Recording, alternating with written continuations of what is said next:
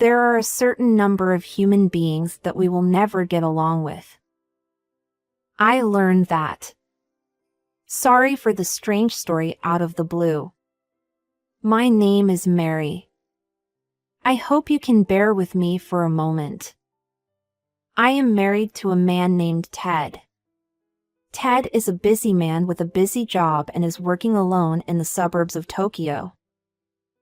I am waiting for Ted to return and I live in the house we both purchased together. However, recently Katie, my mother-in-law, has been coming to that house frequently. Whenever I see it, it's too good a house for you. Katie always tells me that. Actually, our house is quite close to Katie's house. She told me that she would not allow me to marry unless I lived near her house, so I had no choice but to do so. I built a house near his parents' house, and sure enough, she started coming to our house frequently. Actually, my Kate got married the other day, and she wants a house. If you're the only one living here, will you please vacate this house? She started to say outrageous things. This house was purchased by Ted and I, and now suddenly we are being asked to vacate it. Ted is working alone anyway. Then why not? There is no good reason. If this house is lost, Ted will have no home to return to. I adamantly continued to refuse Katie's offer. Then she brought my sister-in-law, Kate, later in the day. Wow, this is a nice house. Certainly just the right house for my new home. Kate has been licking her way through the house. I honestly don't feel good about having people look all over my house. I love this house. Now vacate the premises. Even Kate started saying such things. Naturally, I decline. You dare to defy me? Sassy bitch! When she said that, Kate slapped me against me. What the hell are you doing? Even when I said so, Kate did not stop slapping me. I cowered and withstood Kate's attack. Katie laughs as I curl up and defend myself. You should have been frightened like that. Don't get cocky with me right from the start. She didn't like it very much that I refused, but no matter how much she wanted, she didn't have to be so violent. Katie and Kate left for the day, but said they would come back later to have the house vacated. If I don't do this, they will really take over my house, I thought so. I contacted my husband, Ted, who is working alone. I explained the situation to Ted, and to his surprise, he too was contacted by Katie and her family. Katie was more protective of Kate than Ted, and from a young age, she was discriminated against by her brother and sister. Again, she told us that Katie is telling Ted to give her the house because she wants it. Ted looks quite depressed. I encouraged him. He said he still had some work to do that day. The conversation did not go very far. Then the next day, Katie and Kate arrived again. Today is the day I'm going to have you tell me you're giving me the house. Katie somehow came into the house with an umbrella. It's not even raining. I was wondering why an umbrella. Bash. She suddenly hit me with her umbrella. Apparently, they are saying that if I don't tell them that I will vacate the house today, I will destroy them with this. Now, say you will give her the house. Kay is going to be the master of this house. Kate also has an umbrella and has perished with Katie. I am desperately defending myself. However, it seems that both parties are swinging their umbrellas down with all their might, and protecting my head with my arms is not enough to prevent it. It was so badly violent, after a few minutes, I was stuck. I can't believe you didn't tell me you were going to vacate after all this. You're stubborn. Katie told me to my dismay, my body was in too much pain to begin with. I can't even speak properly. It is truly unforgivable to act as if they are saying they are not at fault after having done such a terrible thing. Eventually, Katie and Kate left that day as well. But now they went on to threaten that they might break bones, etc. If I don't, they may do something life-threatening to me. I was filled with fear at the thought of it. I immediately called Ted and told him about my day. Ted was concerned about my physical condition and suggested that we think seriously about the future. And afterwards, one strategy was proposed. I decided to take Ted's suggestion as I thought it was the only way to get out of this situation. During that operation, I basically tried not to be home during the hours when Katie and Kate would come over. By doing this, we were able to proceed without the operation being discovered. After starting the operation, it was 2 months later. My mother-in-law contacted me. I'm not going to see you anytime soon, so I've already forced Kate to live there. I'll throw your stuff outside on my own. Katie laughed as if to say, suck it up. Presumably Kate is already on her way home. But neither of them should know anything about the operation. I am sure Kate will be surprised when she gets home. While on the phone with Katie, I received a call from Kate. I put Katie on hold and Kate's call was answered. Who are you? I am the landlord. Who are you? It's my house. I heard a conversation about this. Kate seemed to realize that the phone was connected and started talking to me. Hey, Mary. What's going on? Why not you? There's a man in my house that I don't know. Kate seemed to be in a mild panic. I decided to explain to Kate what was going on. Actually, Kate, I sold that house a long time ago. I discussed it with Ted and decided to sell. When Kate heard this, she said, "Wait!" She shouted loudly. I hope she doesn't speak too loudly because it bothers the landlord. Why would you do that? I never heard a word about it being sold. That would have definitely stopped me if I had told them. And it's an operation because I didn't tell her. Ted was also quite upset with Katie and Kate's outburst. Most of what Ted had was taken by Kate. This time, we were almost robbed of our house, and as expected, we could not forgive them this time. Fortunately, since I bought the house with some assistance from my parents, I had very little loan left and was able to pay it off when I sold it. No kidding! I love this house. What are you going to do about it? Kate was quite angry. Everything was already discussed on the assumption that she would live in this house, so the apartment she was living in with her husband was to be cancelled. This means that if Kate cannot live in this house, she will lose her home and become homeless. Then why don't you just live in Katie's house? I asked that question without any question, but Kate got angry. My husband said, I definitely don't want to live with her. He even said he'd divorce me rather than live with Katie. Katie seems to be very much disliked if she has been told that much. Well, if she has such a bad character, it may be natural for people to dislike her. Kate has been pestering me endlessly to get that house at any cost. However, the sale has already been made, the residents have already moved in, so I don't want to be reckless. From the phone I could hear Joy, the resident, cursing. Apparently, she even spreads her luggage in front of the entrance, and the residents are quite annoyed.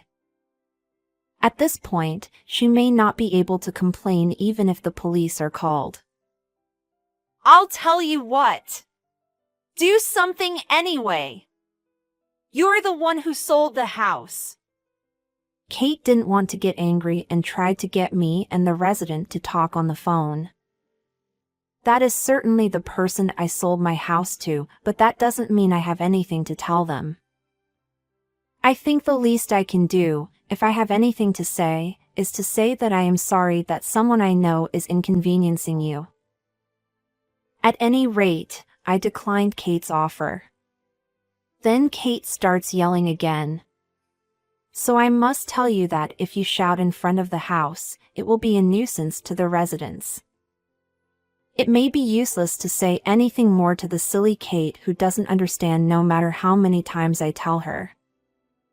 I hung up the phone with Kate, thinking it was not worth talking about. Then, immediately, a ringtone rings.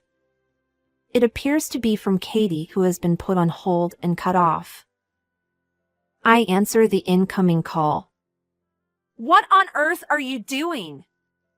Kate is angry. Do something about it. Suddenly, the anger. This person is also a staggeringly altruistic thinker. In the first place, it was just Katie's fault for forcing Kate to live there even though it was our house. Please don't make a fuss as if I did something wrong. I would have wanted to continue living in that house if the two of them hadn't made so much noise and done unnecessary things. Anyway, do something about it. Where are you right now? Come to think of it, I haven't told them yet. I'm at Ted's assignment house right now. What the hell? All of my belongings have already arrived and I have decided to live with Ted at his assignment. Ted is very busy and is frequently transferred, and we thought it might be better if we both transferred together instead of settling in one place. Fortunately or unfortunately, we don't even have children, and we can change where we live with some degree of freedom. However, that did not satisfy Katie. Come back now. I'm preaching to the choir, both of you. You're mocking me. Katie looks quite angry. But it is this way that I want to be angry. If Katie had not gone the extra mile, we would not have had to give up that house. Katie, come on. How much more trouble do you have to cause us? Since I was on the phone and had moved and was a distance away, I didn't think I had to worry about them fighting back. I decided to take the plunge and let out all the resentment I had been feeling. What do you think I've been through? Don't try to cause me any more trouble. Katie was screaming over the phone, probably very angry that I had defied her. It's such a scream that I don't even know what she is saying anymore. I worry that she might be too angry at any cost. I can't allow that. You talk to me like that. Ted is bad too. He's Kate's little brother, and he's rebelling against Kate. Apparently, Katie was also thinking of coming to the suburbs of Tokyo to get back at us. However, Katie does not know our address. Hey, where do you live? Tell me where it is. I was told such a thing. I am not stupid enough to be honest. Naturally, I refused. Then again Katie's exclamation. It was like a screaming machine every time I disobeyed it, and it was getting kind of funny in reverse. Enough! I am your mother-in-law. How can a wife disobey her mother-in-law? She brought up a very old value system. I mean, actually, there are plenty of ways to find out the address. Katie will never be able to reach the house, per the idea of checking it out. Just give me the address. You two are not going to get away with this. What the hell is that? Katie, who had been angry, suddenly made a funny noise. I wondered what on earth was going on. W, what are you going to do about it? It's your fault, isn't it? She cried out. When I asked what they were talking about, they told me that Kate had apparently been taken away by the police. It seems that she was forever persistently threatening Joy to leave the house, and Joy called the police when he couldn't take it anymore. Well, of course it will. She can't calmly assess the situation, and she truly believes that she can do something about it if she just struggles with it. It seems that she has inherited this from her mother. They will finally cool down when they are taken away by the police. My precious Kate! I won't allow it, you people. Here again, the blame shifting. No matter how you look at it, it was Kate's fault for making noise in front of someone else's house forever. To my dismay, Ted came home from work. When I told him I was on the phone with Katie, Ted took over the phone. Mother, all this time I've lived in fear of you. But that's over now. I don't listen to you anymore. If you come to my house without my permission, I'm calling the police. Ted also seems to have grown out of this incident. I can't believe that he dared to go that far with Katie, who has been abusing him. Ted returned the call to me saying that I had said all I wanted to say. Katie on the phone screaming again. She is too unaccustomed to being hit back anyway. Don't you think for a minute that if you do something terrible, there is a possibility that they will fight back? Katie, just give it up already. Kate has been brought in, too. Even if you do something to me, that would just be recrimination. Even so, Katie just kept getting angrier and angrier. It was like an animal that had forgotten the purpose of being angry. It is out of control. Katie, can I hang up now? No more constructive conversation. I don't think there's anything I can do. Having said that, Katie does not listen to me at all.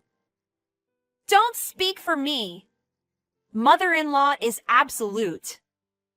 A wife who defies her mother-in-law shouldn't exist. If they are this messed up, I have an idea. Katie, I've said this many times. We have no intention of associating with you any longer. Don't contact me. I continued to make remarks that deliberately upset Katie's nerves. Naturally, when Katie heard this, she was furious. She cursed me. There was a tremendous amount of abuse, and if I had listened to it properly, it would have broken my heart. But it was my goal to make her say it. Katie, all the ranting you've been doing, I have it all recorded. I said, and Katie snapped out of her tirade and became impatient. You said, recorded? What the hell are you doing? It's Katie's fault for spouting off, isn't it? Slander is also a crime. If I let my lawyer hear this, I'm sure they'll be able to claim some sort of fee or fine. When I said this, Katie cried and apologized. I'm sorry. I'm just a little bit mad. Please, don't call a lawyer and the police. Hey! Katie was so insistent on apologizing that I nailed her to never get involved with me and Ted again. I decided to forgive her. Katie promised to do so and never called again. In fact, it was an outright lie that I was recording, and it was a strategy to get Katie to back down. Since Katie does not even know how to look up an address, I was expecting her to fall for such a simple operation, and she did. Now there is finally peace in my and Ted's life. Kate was taken in by the police and then paid a fine to the resident. After losing their home, Kate and her husband moved in with Katie, but within a few days her husband told her he was divorcing her and Kate had to leave him. In addition, I heard that Kate was very abusive to her husband and had to pay a fine for insulting him. Katie and Kate both completely lost their money. They were once on each other's side, but now they hate each other. I am told that the house is in a constant state of acrimonious mode. Well, that's what they deserved. I hope they accept it and live with it. Ted then completed his assignment and returned to headquarters, but a few months later he was transferred back to a distant location. As he became busier and busier and was transferred more and more, we realized that it would be more convenient for him and me to be posted together without having to decide on a permanent place of residence. Nowadays, we are told by various people not only in his company but also in the places we have moved to that we are a couple of Mandarin ducks who go everywhere together. We did not give in to Katie and Kate, and we both overcame our difficulties together. My husband and I were sure that we would be able to go anywhere. We will continue to help each other as a couple.